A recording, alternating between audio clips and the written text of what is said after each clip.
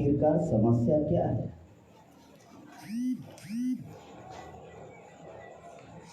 जागरूक व्यक्ति उसे कहते हैं, जागृति में 5 बातें होती है। एक तो दुश्मन की पहचान होनी चाहिए, टू आइडेंटिफाई और एनिमी, कि आखिरकार हम लोग ये सब क्यों कर रहे हैं। हमारे महापुरुषों ने जो आंदोलन चलाया, आखिरकार उन्होंने ये आंदोलन क्यों चलाया, किन के विरोध में चलाया। एक तो क्यों चलाया, दूसरा किन के विरोध में चलाया। तो जागृत व्यक्ति का पहला सिद्धांत है टू आइडेंटिफाई और एनिमी, मतलब दोस्त और दुश्मन की पहचान होनी चाहिए, कि जिनके विरोध में हम लोगों को लड़ाई लड़ना है। समाज को हम लोगों को तैयार करना है। तैयार करके करना क्या है, तैयार तो करना है समाज को तो जगाना है, जगा कर जोड़ना है, जोड़कर करना क्या है। तो इन बहुत सारे महत्वपूर्ण जो बातें हैं, जिन बातों के ऊपर हम कोशिश करेंगे आप लोगों को जानकारी देने की। तो जागृति में जो 5 बातें होती है, एक तो दुश्मन की पहचान होनी चाहिए, दूसरा दोस्त की पहचान होनी चाहिए, तीसरा दुश्मन के ताकत और कमजोरी की पहचान होनी चाहिए, चौथा खुद के ताकत और कमजोरी की पहचान होनी चाहिए, खुद के ताकत और कमजोरी की भी पहचान होनी चाहिए। नहीं तो किसी व्यक्ति का 50 किलो वेट उठाने का अगर उसका पावर होगा और उसके हाथ में 250 केजी का वेट दोगे तो वो उठाएगा नहीं। पत्थर को सिर मारेंगे तो पत्थर का नुकसान नहीं होगा, नुकसान हमारा होगा। तो हमारी भी खुद की ताकत और कमजोरी की पहचान होनी चाहिए कि जिन व्यवस्था के विरोध में हम लोग लड़ना चाहते हैं वो व्यवस्था कितनी मजबूत है, तो हमको कितना मजबूत होना पड़ेगा। और 5वां एक महत्वपूर्ण सिद्धांत है जागृति का, कि उन लोगों को अपना इतिहास मालूम होना चाहिए। हमें दुनिया का ज्ञान होता है, अमेरिका में क्या चल रहा है, इधर भारत में बॉलीवुड में क्या चल रहा है, दिल्ली में क्या चल रहा है, लेकिन क्या हमारे समाज के लोगों को उस इतिहास के बारे में जानकारी है जहां पर वो जन्मे, जहां पर पैदा हुए। मानवर दीना भाना जी ने 1946 में डॉक्टर बाबा साहब अम्बेडकर का एक स्पीच सुना। शायद वो पचकुइया में कहीं तो भी सभा थी, दिल्ली। और वो स्पीच से दीना भाना जी मोटिवेट हुए। हमारे समाज में बुद्धिजीवी लोग हैं, लेकिन क्या बुद्धिजीवी लोगों में सामाजिक ईमानदारी कितनी है। दीना भाना जी ने एक स्पीच सुना, स्पीच से मोटिवेट हुए। मोटिवेट होने के बाद उन्होंने निर्णय लिया, और निर्णय ये लिया कि हमारे समाज की सबसे बड़ी अगर कोई समस्या है तो वो समस्या है अज्ञानता। हमारे समाज की सबसे बड़ी अगर कोई समस्या है, और शायद उस वक्त उनकी उम्र जो थी वो 16 साल की उम्र थी, 15-16 साल की, ज्यादा उम्र नहीं थी दीना भाना जी की। और बाबा साहब अम्बेडकर का स्पीच सुनकर दीना भाना जी महाराष्ट्र गए, पुणे गए। पुणे में डिफेंस में उनको नौकरी मिली, 4th श्रेणी के कर्मचारी रहे। और जो बाबा साहब अम्बेडकर का स्पीच दीना भाना जी ने सुना था, जिस वजह से सामाजिक ईमानदारी का बीज उनके अंदर जो निर्माण हुआ था कि समाज के लिए कुछ करना है, समाज को जगाना है, उसको जोड़ना है, उस पहल के अंतर्गत डिफेंस में SC/ST वेलफेयर एसोसिएशन उन्होंने निर्माण किया, कुछ लोगों ने मिलकर। और उस SC/ST एसोसिएशन वेलफेयर के वे अध्यक्ष बने। 4th श्रेणी के कर्मचारी थे, लेकिन यूनियन के प्रेसिडेंट थे।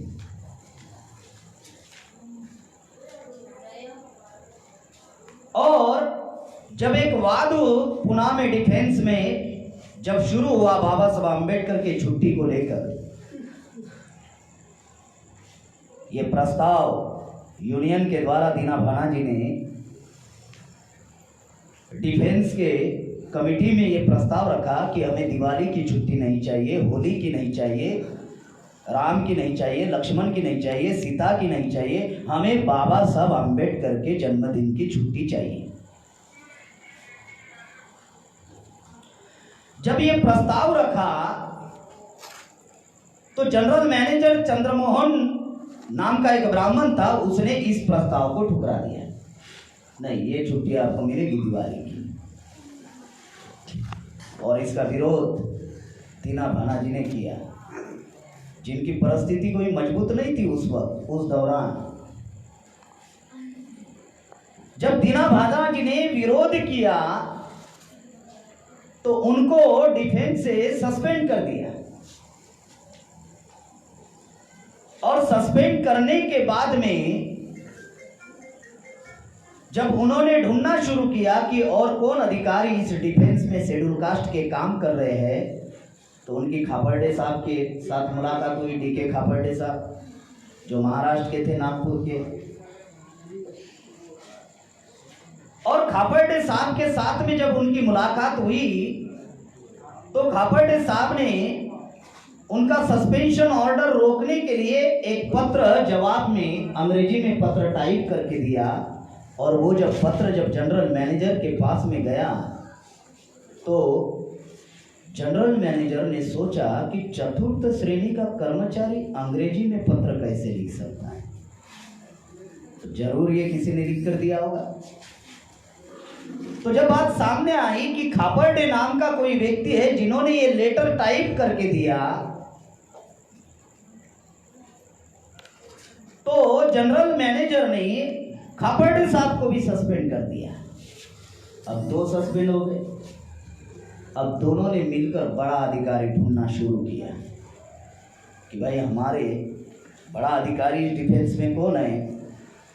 तो काशीराम साहब थे, पंजाब के थे, हाइड्रेट थे, तगड़े थे, दिखने में गोरे थे, तो पता नहीं चल रहा था कि ये शेड्यूल कास्ट है या नहीं है। जब पता चला काशीराम साहब शेड्यूल कास्ट है तो उनसे जब मिलने के लिए गए तो फर्स्ट विजिट में काशीराम साहब ने दीना भाना जी और खापर्डे साहब को भगा दिया। तो दीना भाना जी ने सवाल खड़ा किया कि समस्या का समाधान नहीं करना था तो मत करना था, भगाया क्यों? तो इसका जवाब तो मानवर काशीराम साहब देंगे। जब ये पूछने के लिए दोबारा जब काशीराम साहब के पास में गए तो काशीराम साहब ने कहा कि मैं देखना चाहता था कि आप भीड़ने वाले लोग हो या भागने वाले हो। तो दीना भाना जी ने जवाब दिया कि हम भीड़ने वाले लोग हैं, तभी तो सस्पेंड हुए। अगर मैनेज होने वाले लोग होते तो सस्पेंड नहीं होते, भागने वाले लोग होते तो सस्पेंड नहीं होते, हम भीड़ने वाले हैं। तो काशीराम साहब ने कहा अगर आप भीड़ने वाले हो तो चलो मैं आपकी लड़ाई लड़ता। फिर काशीराम साहब खापर्डे साहब और दीना भाना जी को लेकर कंपनी गए, जनरल मैनेजर को मिले, वाद विवाद हुआ। काशीराम साहब ने जनरल मैनेजर को मारा। तो डिफेंस ने खापर्डे साहब और दीना भाना जी को नौकरी पर लिया और दीना भाना जी का ट्रांसफर भी किया दिल्ली में, और काशीराम साहब को उन्होंने सस्पेंड कर दिया। तो काशीराम साहब ने कहा कि जिस बाबा साहब अम्बेडकर के लिए आप इतना आंदोलन कर रहे थे, तो बोले कौन बाबा साहब अम्बेडकर है, इनके बारे में कुछ इतिहास वगैरह होगा तो कुछ किताब दीजिए। तो खापर्डे साहब और दीना भाना जी ने मिलकर एक किताब दी। उस किताब का नाम था एनिहिलेशन ऑफ कास्ट, जाति प्रथा उन्मूलन। और वो किताब काशीराम साहब ने एक ही रात में 3 बार पढ़ी रात भर सोए नहीं, किताब ही पढ़ते रहे। कंप्लीट हो गई और पढ़ते थे, कंप्लीट हुई और पढ़ते थे, दिन निकल गया। और जब सुबह खापर्डे साहब जब पूछने के लिए गए, किताब की प्रतिक्रिया जब लेने के लिए गए, तो काशीराम साहब ने एक जवाब दिया कि ये किताब पढ़कर मुझे ऐसा लगा कि ऐसा कोई काम है जिसके लिए जिंदगी लगाई जाए। ये जो नींव दीना भाना जी ने जो नींव रखी, फिर जब दीना भाना जी का ट्रांसफर हुआ तो दीना भाना जी ने ही काशीराम साहब को SC/ST वेलफेयर एसोसिएशन का प्रेसिडेंट बनाया। और फिर खापर्डे साहब और मानवर काशीराम साहब मिलकर फिर बामसेप संगठन बनाया। और जब बामसेप संगठन का काम शुरू हुआ इस देश में, तो बामसेप ये कोई एक जाति का संगठन नहीं है, तो बामसेप ये एक शॉर्ट फॉर्म है, BAMCEF, the all India backward SC/ST OBC। संविधान ने जिनको बैकवर्ड माना वो है SC/ST OBC।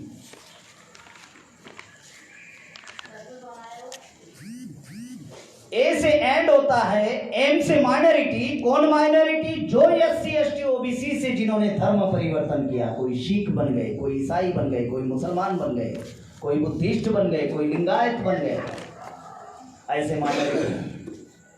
And communities employees federation, इसका शॉर्ट फॉर्म है बामसेप। ये कर्मचारियों का संगठन बनाया। 1984 तक बामसेप सिर्फ 13 राज्यों और 114 जिलों का संगठन था। आज बामसेप 31 राज्य, 550 जिला, 5,537 तहसील और करीबन 22,000 ब्लॉक और 2.5 लाख गांव तक आज बामसेप का जो नेटवर्क है वो फैल गया है। इतना विशाल संगठन जो नींव दीना भाना जी ने रखी थी, उस नींव को मानवर काशीराम साहब, TK खापर्डे साहब और वर्तमान में वामन मेश्राम साहब चला रहे हैं।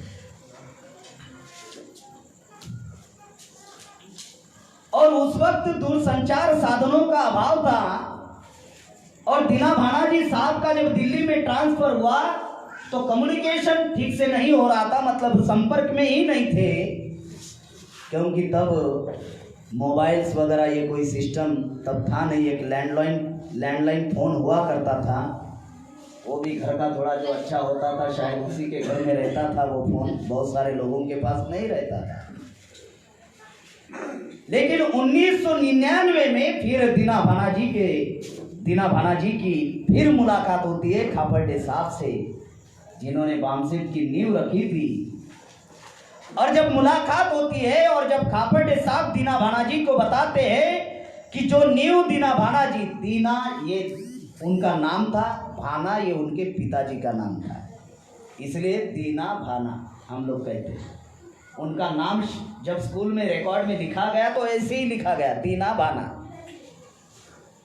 तो जब खापर्डे साहब ने जब दीना भाना जी को कहा कि जो नींव आपने जो रखी थी आज एक बहुत बड़ा वट वृक्ष बन गया है, आज ये देशव्यापी संगठन बन गया है, तो पहली बार विशेष अतिथि के रूप में 1999 में राष्ट्रीय अधिवेशन में दीना भाना जी आए और उन्होंने वहाँ पर निर्णय लिया कि जो नींव हम लोगों ने रखी थी आज वो वटवृक्ष बन गई है, और मैं अभी आगे की जो जिंदगी है वो इसी संगठन के इस बामसेप में ही मैं आगे की जिंदगी बिताऊंगा, और आखिरी सांस तक वो बामसेप के साथ रहे।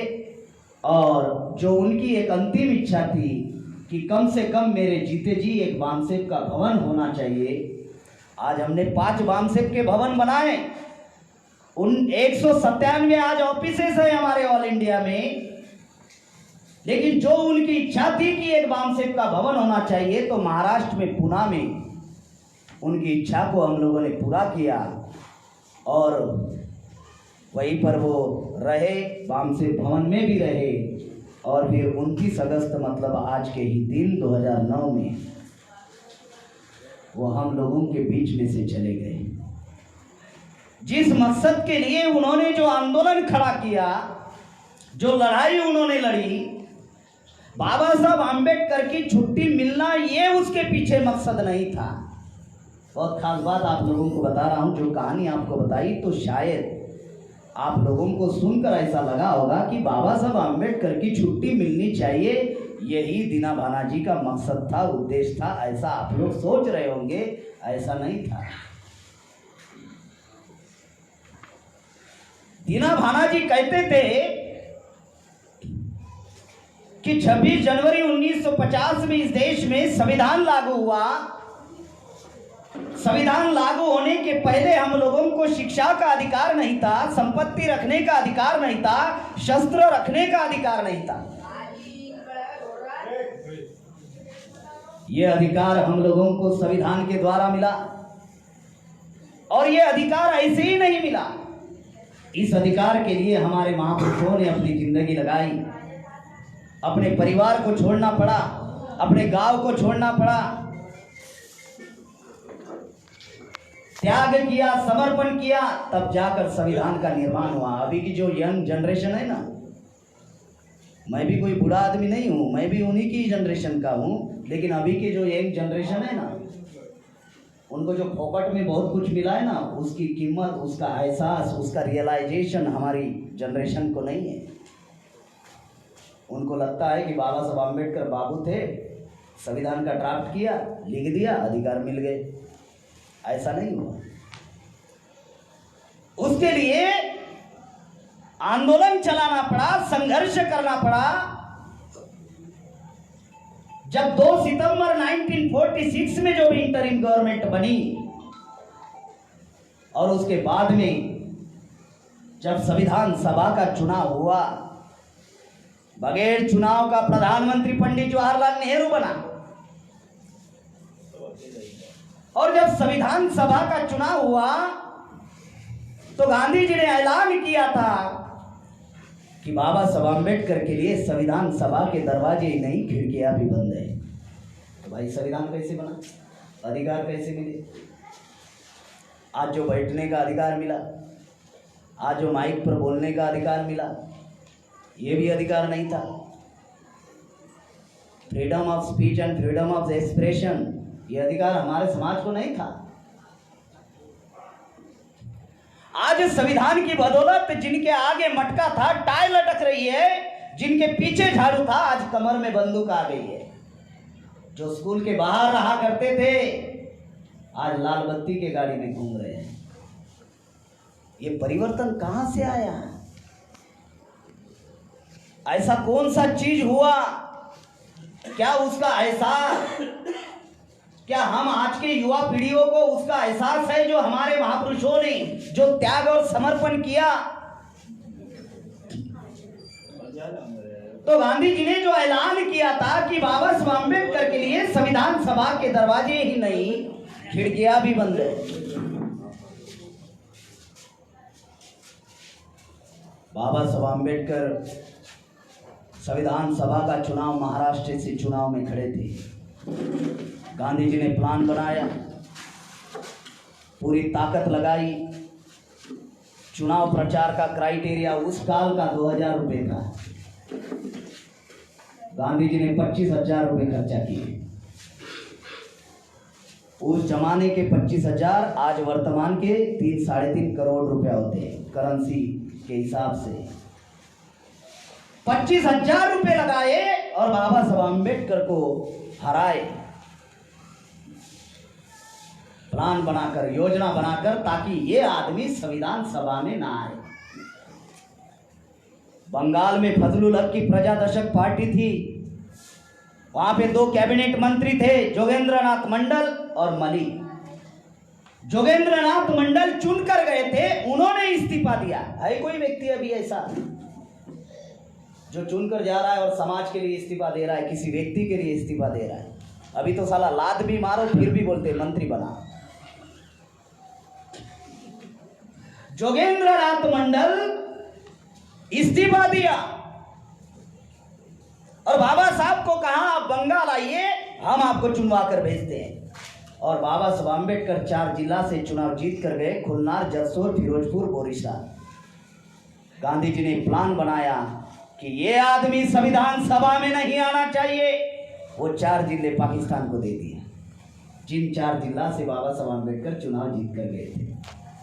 अब बाबा साहब का शरीर भारत में, सदस्यता पाकिस्तान में। मैं बैकग्राउंड बता रहा हूँ, जो आज का जो सब्जेक्ट लगाया है ना, 72 साल हो गए फिर भी हमारी शैक्षणिक, सामाजिक, राजनीति किसी भी समस्या का समाधान नहीं हो रहा है, गुलामी खत्म नहीं हो रही है, इस्तेमाल हमारे समाज का किया जा रहा है, हमारे समाज का ब्राह्मणीकरण किया जा रहा है। उसका बैकग्राउंड थोड़ा समझा रहा हूँ, क्योंकि किसी भी चीज़ को समझने के लिए थोड़ा बैकग्राउंड जानना बहुत जरूरी है। वो 4 जिले, क्राइटेरिया ऐसा था भारत पाकिस्तान का कि जहां पर 51% मुसलमान होंगे वो एरिया पाकिस्तान में जाएगा। बाबा साहब आम्बेडकर जिन 4 जिला से चुनाव जीत कर गए, वहां पे 71% हिंदू थे, वो भारत में रहना चाहिए, पाकिस्तान को दे दिया। बाबा साहब का शरीर भारत में, सदस्यता पाकिस्तान में, और गांधी जी ने कहा मिस्टर आम्बेडकर आपको संविधान लिखना है तो पाकिस्तान का लिखो। बाबा साहब आम्बेडकर ने ऐलान किया और आंदोलन शुरू किया कि मैं ऐसे किसी भी संविधान को मानने के लिए तैयार नहीं हूं जो हमें संवैधानिक सुरक्षा ना दे।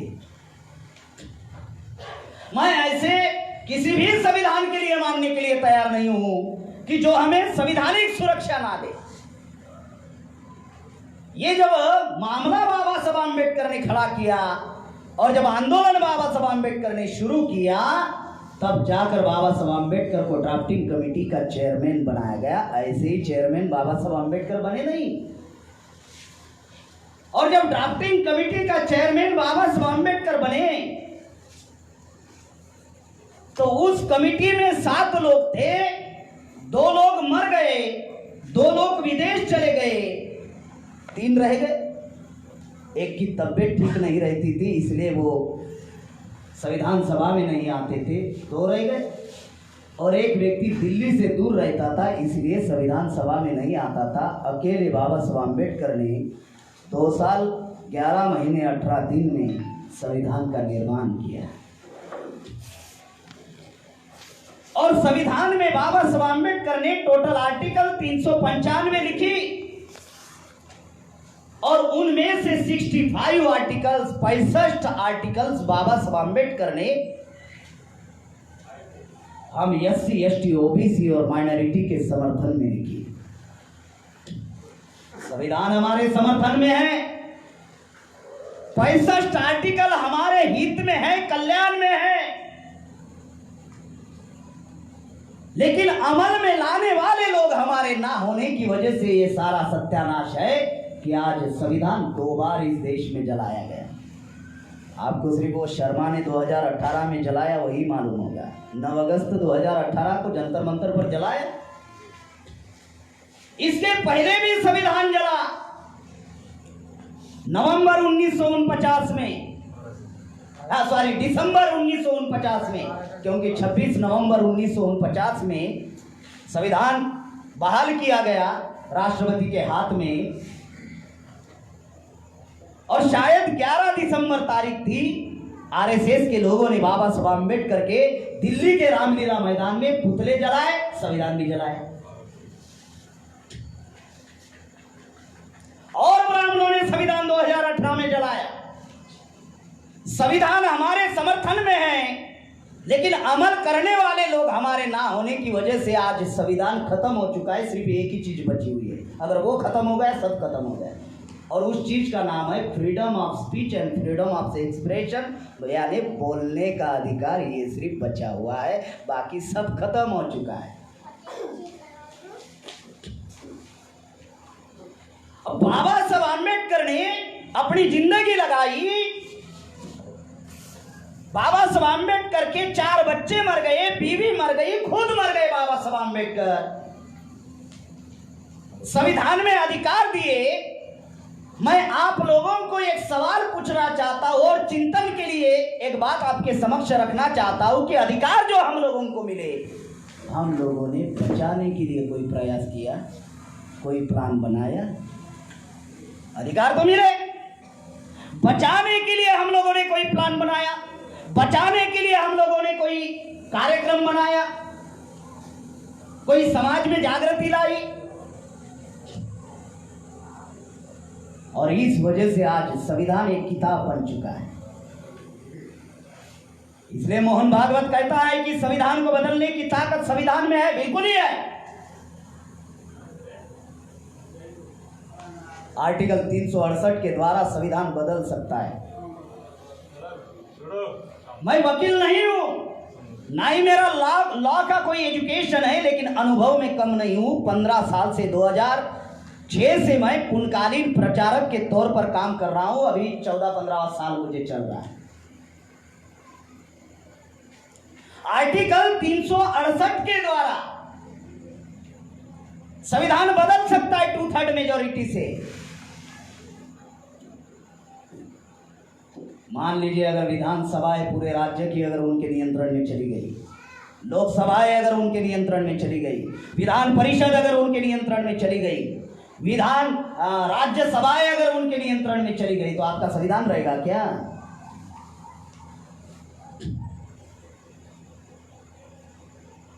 जिस बात को समझाने की मैं कोशिश कर रहा हूं कि वो खत्म हो चुका है। एक अधिकार सिर्फ बचा हुआ है, सिर्फ एक ही अधिकार बचा हुआ है, बोलने का। जिस समाज को 26 जनवरी 1950 के पहले जो अधिकार नहीं थे, बाबा साहब आंबेडकर ने रिजर्वेशन इन एजुकेशन का अधिकार दिया, रिजर्वेशन इन सर्विसेज का अधिकार दिया, रिजर्वेशन इन प्रमोशन का अधिकार दिया, एंड रिजर्वेशन इन पॉलिटिक्स का अधिकार दिया। जिस रिजर्वेशन की बात हमारे एक महानुभाव ने यहां पर की थी। ये 4 अधिकार, महत्वपूर्ण अधिकार बाबा साहब आंबेडकर ने दिए, और उनमें से 3 अधिकार का कोई टाइम लिमिट नहीं है संविधान में लिखा हुआ। बहुत खास बात बता रहा हूं। रिजर्वेशन इन एजुकेशन कब तक रहेगा? कोई टाइम लिमिट नहीं, अनलिमिटेड। मोबाइल में टॉक टाइम मारते हो ना, अनलिमिटेड, अनलिमिटेड, कोई टाइम लिमिट नहीं। रिजर्वेशन इन सर्विसेज, नौकरी का रिजर्वेशन, कोई टाइम लिमिट नहीं। लेकिन रिजर्वेशन इन पॉलिटिक्स जो है उसका टाइम लिमिट बाबा साहब ने दिया था कि यह 10 साल के बाद में खत्म होना चाहिए। क्यों? क्योंकि बाबा साहब आंबेडकर चाहते थे कि जिन ब्राह्मणों ने हमारे समाज के साथ अछूत का व्यवहार किया, वो लोग हमारे लोगों के साथ में समानता का व्यवहार नहीं कर सकते।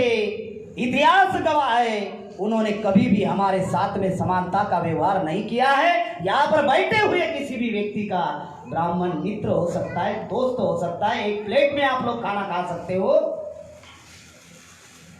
ऐसा हो सकता है। ब्राह्मण रंग बदलता है, उद्देश्य कभी नहीं बदलता। इसका जवाब बाबा साहब आंबेडकर ने दिया, और बाबा साहब आंबेडकर ने कहा सांप और नेवले की दोस्ती नहीं हो सकती, शेर और बकरी एक साथ नहीं रह सकती।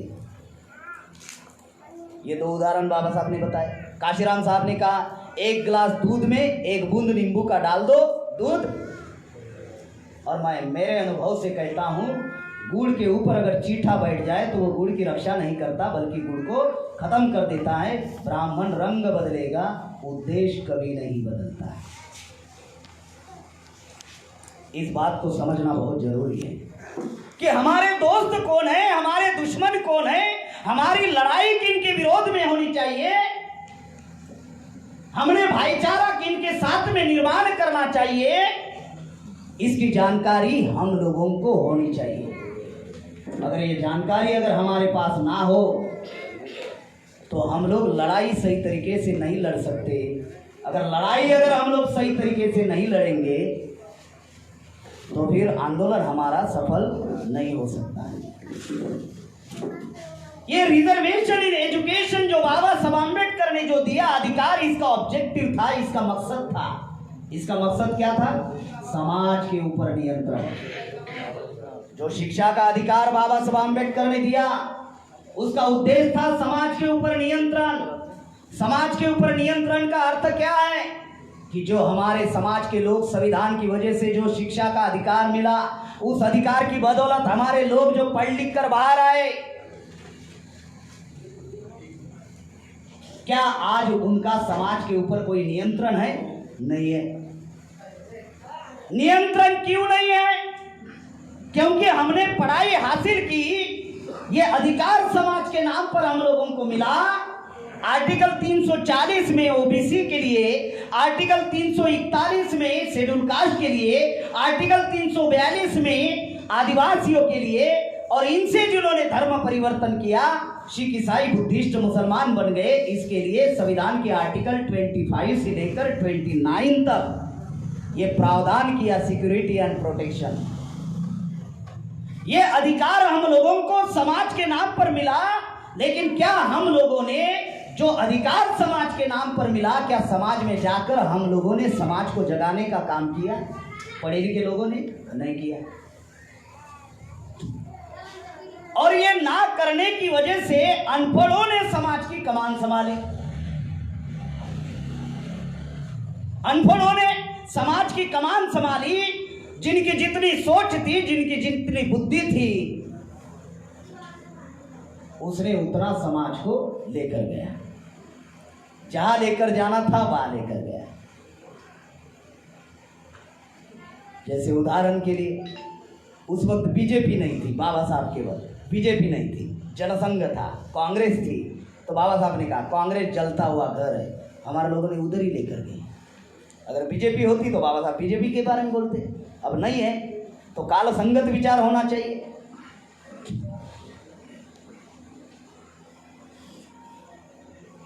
जो बातें आपको बताई जा रही, यानी कहने का मतलब बाबा साहब आंबेडकर का ये अर्थ था कि जिस व्यवस्था के विरोध में मैं लड़ाई लड़ रहा हूं, जिन लोगों के विरोध में मेरी लड़ाई है, कम से कम उन लोगों को साथ में लेकर या उनके साथ में जाकर हम लोग हमारी समस्या का समाधान नहीं कर सकते। फिर भी हमारे लोग उधर ही गए। समाज को जगाने के बजाय,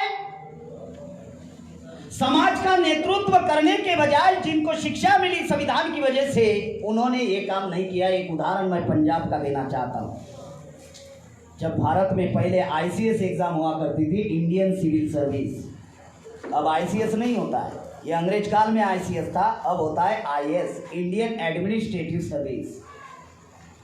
भारत का पहला आईएएस शेड्यूल कास्ट का एक पंजाब का व्यक्ति जब आईएएस हुआ तो बाबा साहब आंबेडकर ने उसको दिल्ली बुलाया। शायद वो वाल्मीकि जाति से ही थे, अब उनका नाम मुझे याद नहीं आ रहा है, लेकिन जहाँ तक मेरी जानकारी के अनुसार वो वाल्मीकि जाति से ही थे। दिल्ली बुलाया। अब वो नौजवान आईएएस हुआ, उसको लगा बाबा साहब आंबेडकर ने दिल्ली बुलाया। बाबा साहब ने जिसको बुलाया तो वो खुश हुआ और बाबा साहब को मिलने के लिए दिल्ली आया। बाबा साहब ने कहा एक आपको काम बताना चाहता हूँ, तो मुझे बताइए। तो बोले आपकी ड्यूटी कितने बजे तक होती है? तो बोले 10 से 5। फिर? तो बोले मुझे जहाँ पर बंगला दिया गया है फिर वहाँ पर मैं जाता हूँ। तो बाबा साहब ने कहा एक काम करो, नौकरी ख़त्म होने के बाद में बोले आपके बंगले के आसपास के एरिया में एक ग्राउंड है, उस ग्राउंड पर जाकर थोड़ा राउंड मारो और ग्राउंड के बीच में गाड़ी खड़ी रखो और मिनिमम 2 मिनट या मैक्सिमम 5 मिनट जो है गाड़ी के पास खड़ा रहो। तो बाबा साहब आंबेडकर ने जब ये बात बताई तो उनको लगा कि भाई देश की इतनी बड़ी एग्ज़ाम पास हुआ, मुझे लगा बाबा साहब कुछ बड़ा काम मुझे बताएंगे, ये ग्राउंड को राउंड मारने का काम क्या बता रहे हैं। तो उन्होंने प्रति सवाल पूछा कि बाबा साहब मैं समझा नहीं। तो बाबा साहब ने कहा ये मैं इसलिए बता रहा हूँ क्योंकि उस ग्राउंड के आसपास झुग्गी झोपड़ियाँ हैं। अगर आप जाओगे और उस ग्राउंड को राउंड मारोगे लाल बत्ती के गाड़ी में और वही टाई और कोट के साथ जब आप खड़े रहोगे गाड़ी के पास में, तो उस ग्राउंड के आसपास जो झुग्गी झोपड़ियां है वहां पर कुछ बच्चे, महिलाएं, बुजुर्ग लोग रहते हैं। तो कुछ महिलाएं आपकी तरफ देखेगी और वो अपने बच्चे को कहेगी कि वो जो ग्राउंड में जो टाई कोट वाला लाल बत्ती के गाड़ी के पास जो आदमी खड़ा है ना, तुम्हें भी उसके सरीका बड़ा आदमी बनना हो जाएगा। और वो सोचेगा कि मैं भी आईएएस बन सकता हूँ, मैं भी आईपीएस बन सकता हूँ, मैं भी आईएफएस बन सकता हूँ, मैं भी आईआरएस बन सकता हूँ।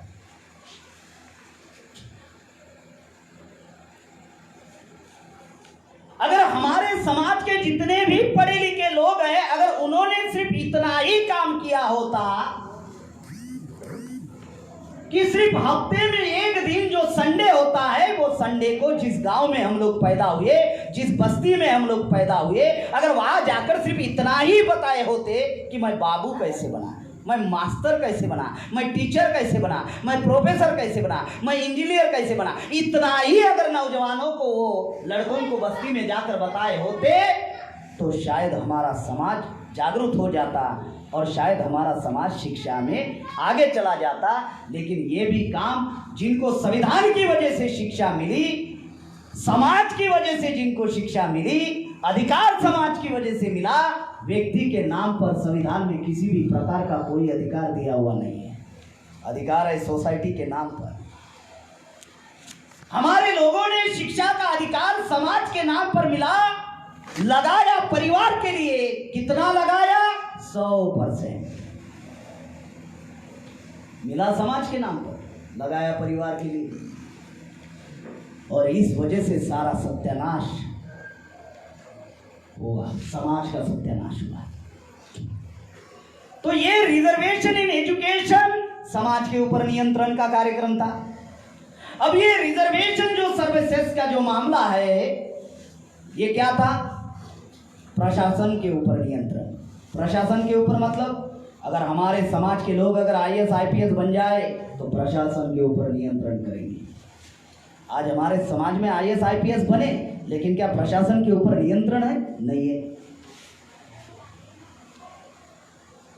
और रिजर्वेशन इन पॉलिटिक्स का जो अधिकार मिला, ये रिजर्वेशन इन पॉलिटिक्स का जो मामला है, ये मामला है सत्ता पर नियंत्रण, शासन सत्ता पर नियंत्रण।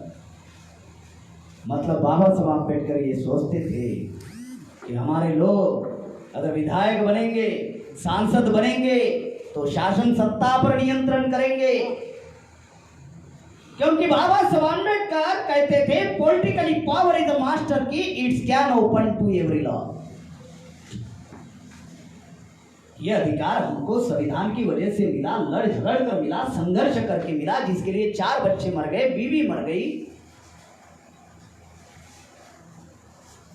क्या ये एहसास, क्या ये रियलाइजेशन हमारे लोगों को है? बिल्कुल ही नहीं है। और वो ना होने की वजह से जो समाज के नाम पर हमारे लोगों को मिला, उनमें से कुछ भी % समाज के ऊपर हम लोगों ने खर्चा नहीं किया। उसका कारण उदाहरण है, देश भर का उदाहरण है हमारे पास। नहीं किया। चाहे तो बाबा साहब अम्बेडकर सोशल टैक्स लगा सकते थे। अगर आप इनकम टैक्स पे कर रहे हो, वैट टैक्स पे कर रहे हो, गेट टैक्स पे कर रहे हो, तो सोशल टैक्स नहीं लगा सकते थे अगर समाज के नाम पर अधिकार दिया तो? बाबा साहब अम्बेडकर ने सोशल टैक्स क्यों नहीं लगाया? अगर लगाते तो झक मार कर देते। देने की बात नहीं थी, सैलरी से कट जाता था। आज भी कटता है ना। लेकिन बाबा साहब अम्बेडकर ने सोशल टैक्स नहीं लगाया, क्योंकि बाबा साहब अम्बेडकर जीवित थे तभी इस देश में ब्राह्मण तंत्र प्रस्तावित हो चुका था। उसका उदाहरण 1952 में 3.5% ब्राह्मणों को नेहरू ने 60% टिकटा दी और 47% ब्राह्मण संसद पर चुनवा कर लाए। ये बाबा साहब अम्बेडकर के सामने ब्राह्मण तंत्र प्रस्तावित हुआ। ये बात बाबा साहब अम्बेडकर जानते थे, इसीलिए बाबा साहब अम्बेडकर ने सोशल टैक्स नहीं लगाया। लगाते तो हमारे लोगों के सैलरी से पैसा कटता, तो सरकार के तिजोरी में जाता।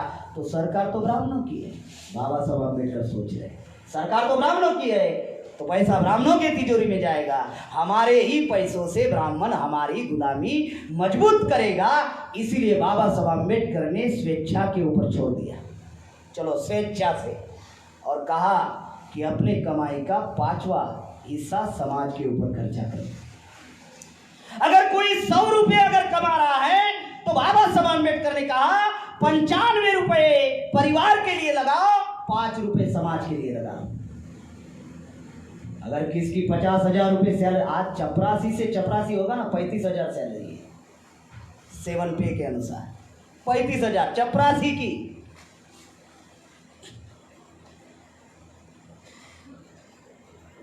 और ज्यादा से ज्यादा 3 लाख तक सैलरी है। बाबा साहब ने कहा कि 5% समाज के ऊपर खर्चा करो। अगर हमारे लोगों ने अगर 5% नहीं 1% भी अगर खर्चा किया होता तो आज हमारे समाज की उन्नति हो गई होती, प्रगति हो गई होती। दुश्मन का काम है दुश्मनी करना, वो तो करेगा ही। उनकी संख्या तो 3.5% है। अब 3.5% तो लोग देश के ऊपर राज कर रहे हैं, तो ऐसे ही करेंगे, वो तो षड्यंत्र करेंगे ही। और 3.5% जो अल्पसंख्यक के लोग हैं आज देश के ऊपर राज कर रहे हैं, 5000 साल से 2 षड्यंत्र कर रहे हैं।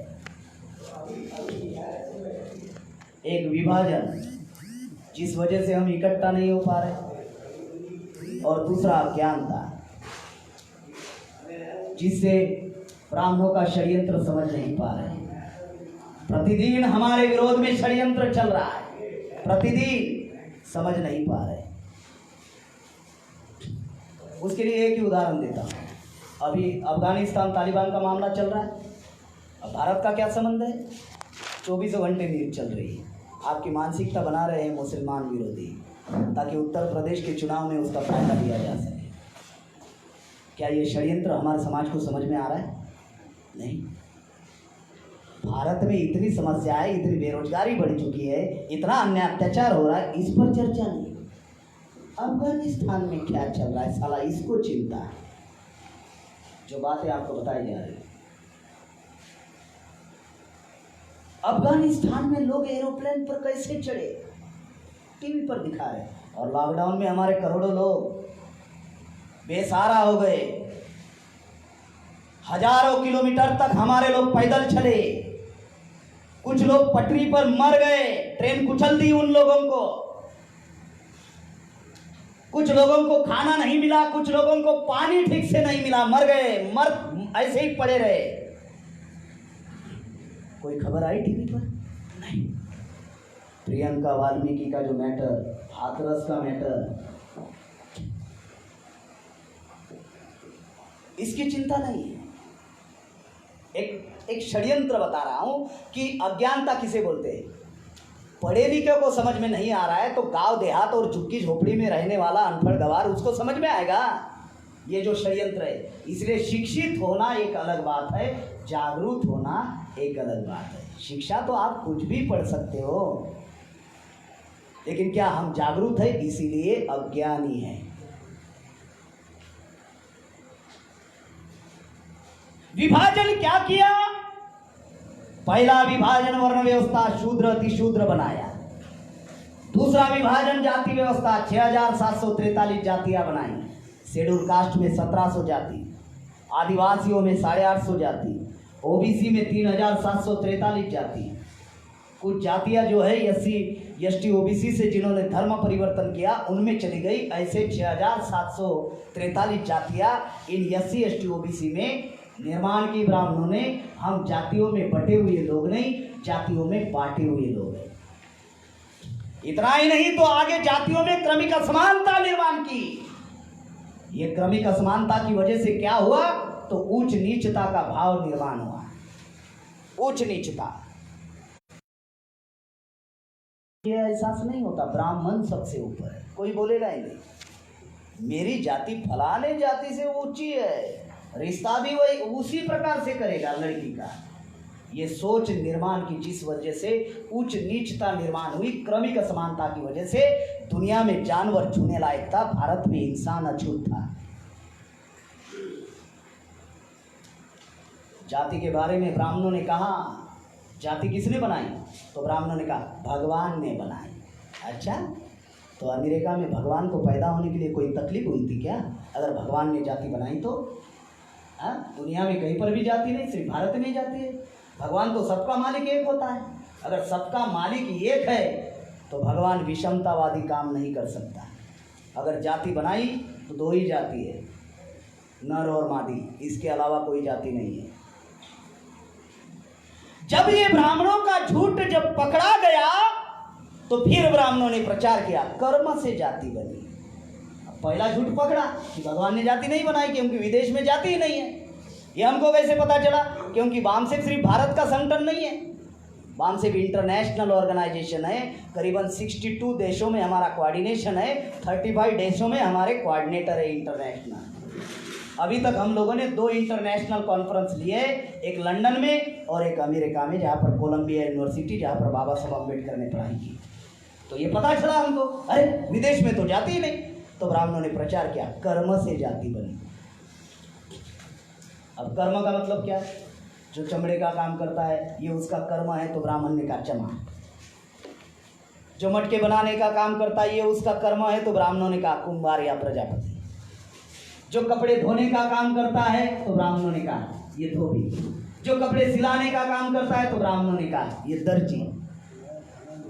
जो साफ सफाई का काम करता है तो ब्राह्मणों ने कहा ये, अभी हम वाल्मीकि कह रहे, नहीं तो उनको भारत में भंगी कहा जाता है। जाता है या नहीं?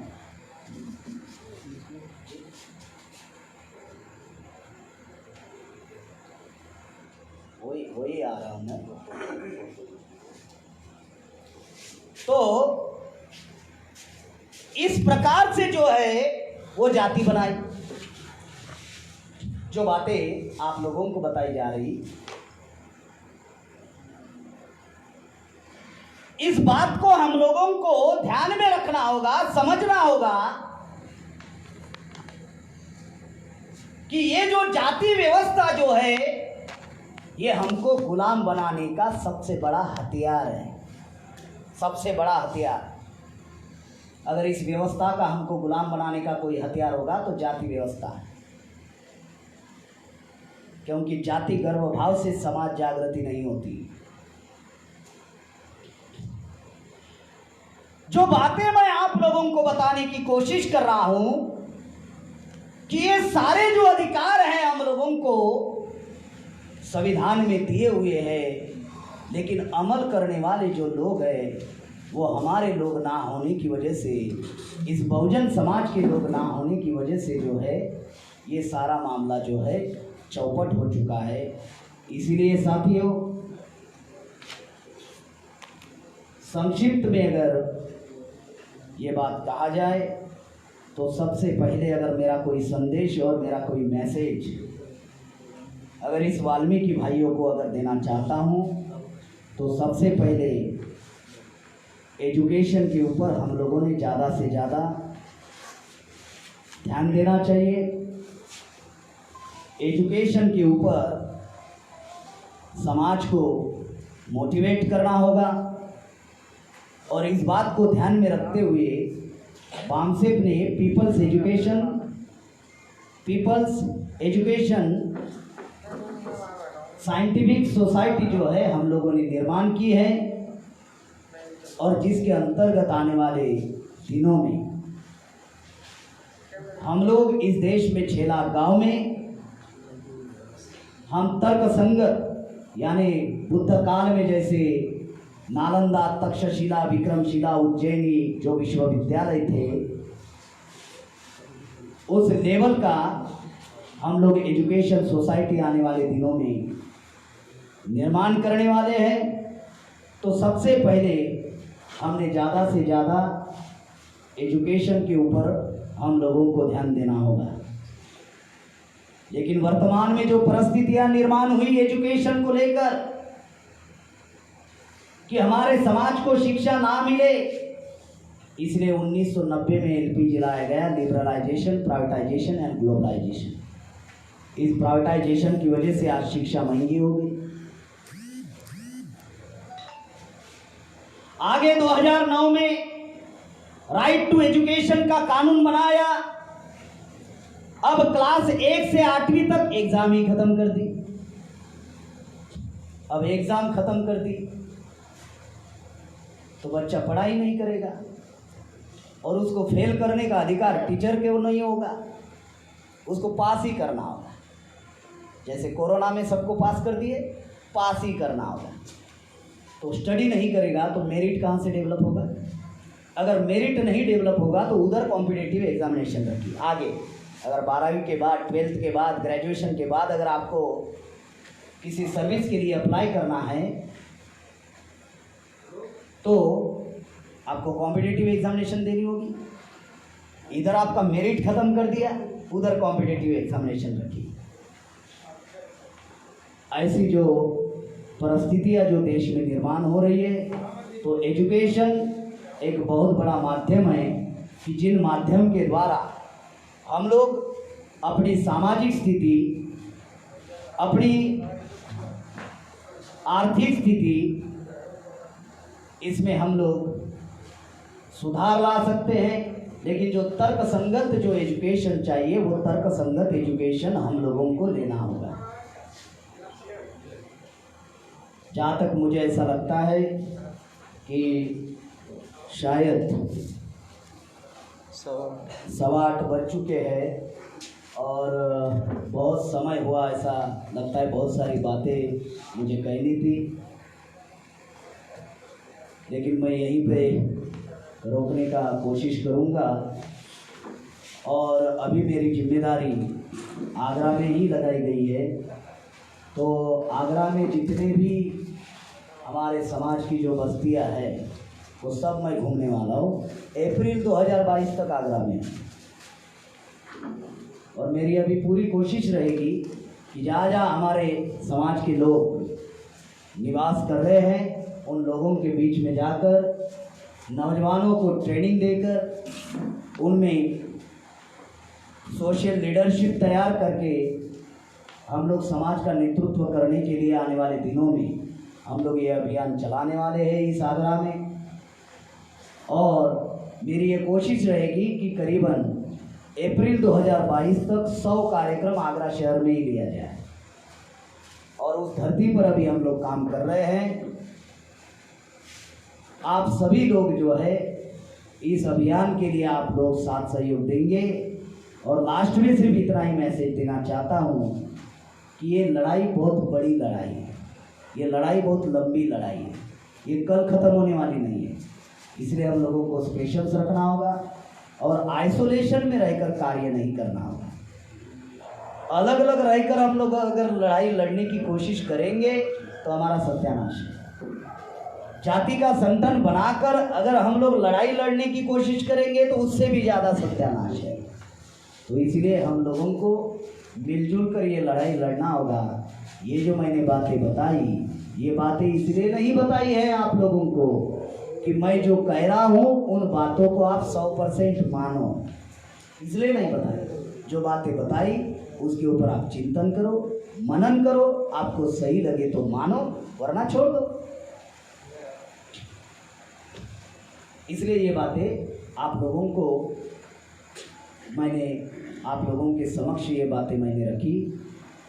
तो आज के सभा में मैं इतनी ही बात कहना चाहता हूँ कि हमें मिलजुल कर लड़ाई लड़ने की ज़रूरत है और आप ऐसा करेंगे, इसलिए आपका आभार, धन्यवाद, जय धन्यवाद। धन्यवाद माननीय प्रेम कुमार गढ़ा साहब, आपने इतना विस्तार से सारी बात को समझाया। क्योंकि समय के अभाव में 1.5 घंटा गाड़ी मुगल होटल से लेकर यहाँ हम लोग फंसे रहे। अगर टाइम पे आते तो बहुत सारी इन्फॉर्मेशन आप लोगों को मिल जाती। क्योंकि शुरुआत में सर ने बताया कि दोस्त कौन है, दुश्मन कौन है, इसकी वजह से हम लोग कहीं ना कहीं सज्ञानता में फंसे हुए हैं। इससे निकलने के लिए एक ही रास्ता है और वो है जानकारी।